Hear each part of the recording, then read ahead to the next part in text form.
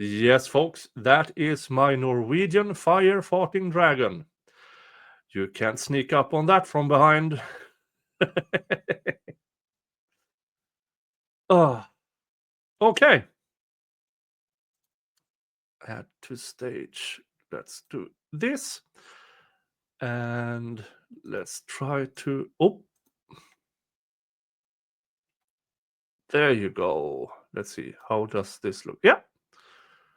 All right. In the Superior Court of Fulton County, State v. Georgia versus Jeffrey Williams, Mr. Williams' response to State's motion to revoke probation comes now. Jeffrey Williams, by and through undersigned counsel, and hereby files this response to State's motion to revoke probation in the above reference case. In support of this response, Mr. Williams shows as follows. 1. On or about April 2nd, 2025, at 7:48 p.m., the state filed a motion to revoke Mr. Williams' probation. Oh, when was this? 10:32 a.m. today.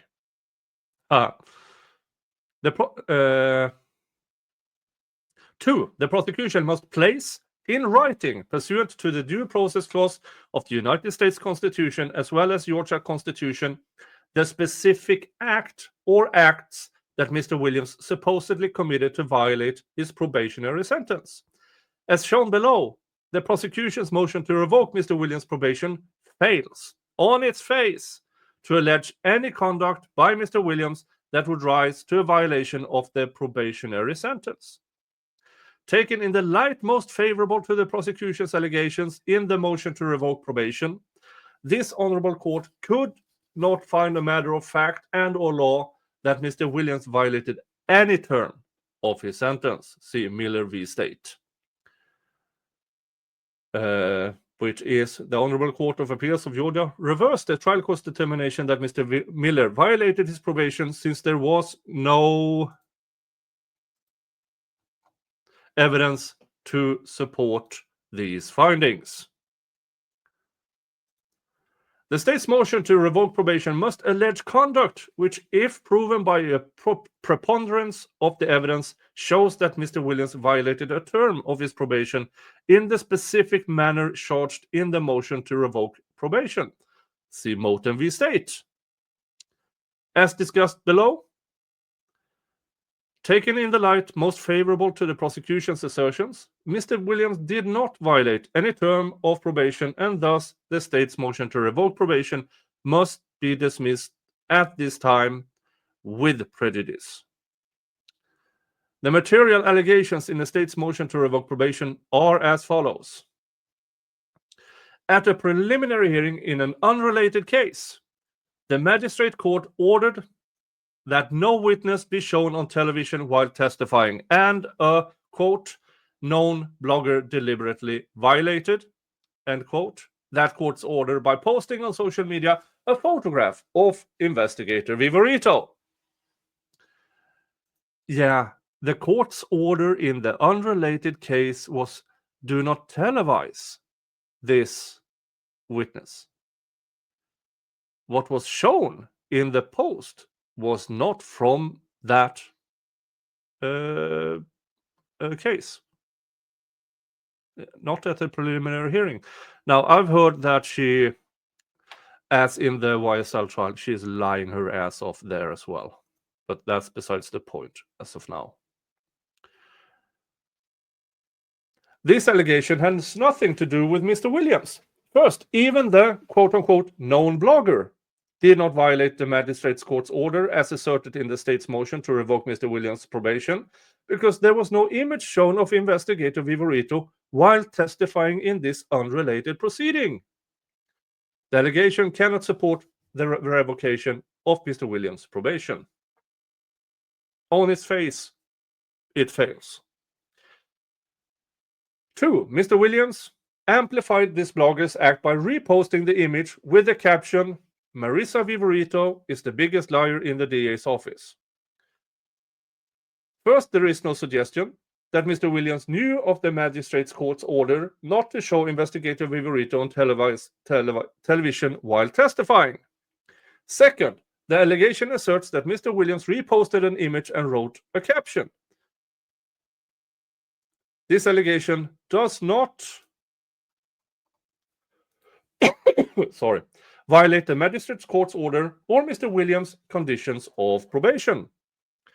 Third, there is no violation of Mr. Williams' probation by reposting an image on social media and opining that investigator Vivorito is untruthful. The prosecution asserts that Mr. Williams' repost went viral, and unknown persons commented on same, which included supposed threats to investigator Vivorito, her family, as well as the district attorney. Mr. Williams, undersigned counsel, and all moral persons do not condone threatening another without justification. However, these comments on social media by unknown persons cannot be attributed to Mr. Williams in order to support a violation of his probationary sentence. I completely agree. If the DA's office has a problem with those comments, then charge them. Mr. Williams' original posting does not say in any way, shape, or form that go on, folks, and threaten Mr. Vivorito and Fani Willis. Nowhere. Absolutely nowhere.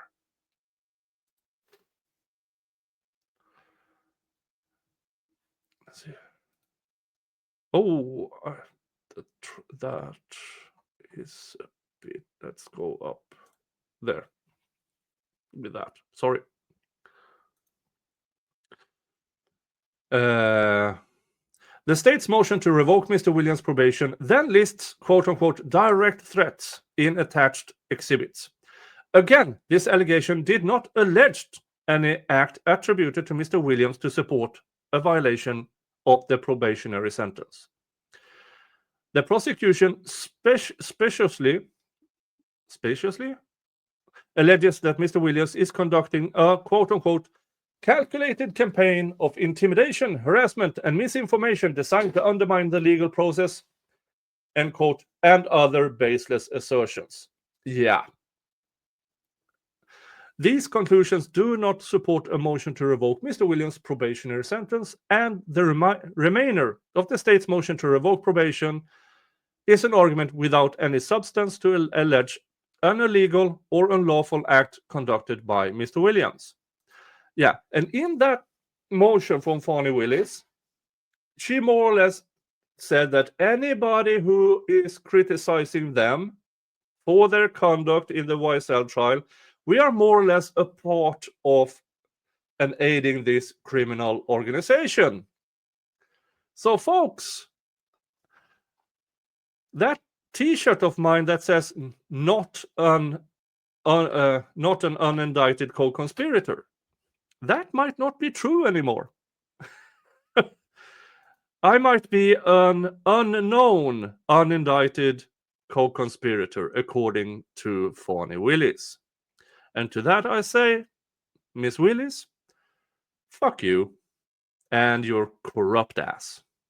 You lied in church. You lied in Nathan Wade's when he is separated from his wife. You are a lying liar who lies. Okay? Want to do anything about it? Come get me.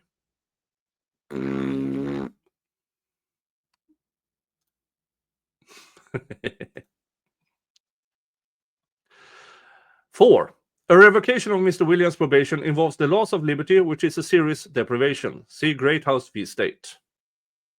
Therefore, Mr. Williams is entitled to due process of law. See Meadows v. Settles. This honorable court may not revoke any part of Mr. Williams' probation unless Mr. Williams admits the violations as alleged in the state's April 2nd, 2025 motion to revoke probation, or unless the evidence produced at the revocation hearing establishes by a preponderance of the evidence the violations alleged. In the case at bar, in the light most favorable to the prosecution's motion to revoke probation, Mr. Williams can admit to all of the alleged allegations alleged and still not have violated any terms of his probationary sentence. Thus, the state's motion to revoke probation is deficient. Therefore, Mr. Williams asked this honorable court to deny the state's motion to revoke probation without a hearing. If a hearing is needed, Mr. Williams will be prepared. Wherefore, Mr. Williams respectfully requests this honorable court to order that the motion to revoke probation be denied. This 3rd day of April, Brian Steele, Keith Adams. Yeah, I mean, Fani Willis, your motion is absolute horseshit. Absolute horseshit. Now, was it a great idea for Mr. Williams to retweet? No. Because he knows that the prosecution is out to get him. They really, really hate that they lost. Because anything but putting Mr. Williams away for life is a loss for Fani Willis and the DA's office. Anything else. That is why they keep having Jack Gotti in jail, for instance. So, yeah, Fani Willis, your motion is horseshit, and you are a absolutely worthless attorney. I am ashamed on your behalf because you represent people with law degrees, and you do it so absolutely bad. Absolutely bad.